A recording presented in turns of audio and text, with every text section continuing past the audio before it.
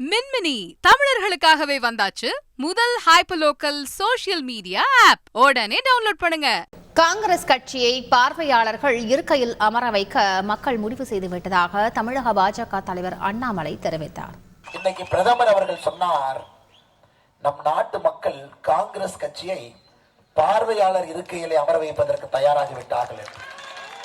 அதாவது எதிர்கட்சி இருக்கையிலே கிடையாது, பார்வையாளர் இருக்கையிலே மக்கள் காங்கிரஸ் கட்சியும் யாரெல்லாம் குடும்ப ஆட்சி, லஞ்சத்தை வைத்த ஆட்சி, யாரெல்லாம் அடாவடித்தனமான அரசியல், யாரெல்லாம் ஜாதி அரசியல் செய்து கொண்டு இந்திய அரசியல் வானிலை பறந்து கொண்டிருக்கின்றார்களோ அனைவரையும் மக்கள் விசிட்டர்ஸ் கேலரியில பார்வையாளர் கேலரியிலே அமர வைப்பதற்கு தயாராகி விட்டார்கள் என்று பிரதமர் சொன்னார்.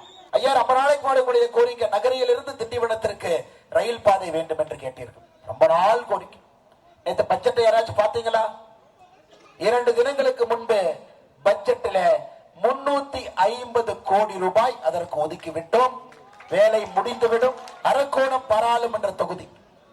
இந்த முறை என்னுடைய அன்பான வேண்டுகோள், நரேந்திர மோடி ஐயாவுக்கு நீங்க அதை ஒப்படைச்சிருங்க ஐயா. நரேந்திர மோடி ஐயா ஒப்படைச்சிருங்க. எல்லா பிரச்சனையும் தீர்க்க வேண்டியது எங்களுடைய பொறுப்பு. எந்த பிரச்சனையாக இருந்தாலும் கூட தீர்க்க வேண்டியது எங்களுடைய பொறுப்பு.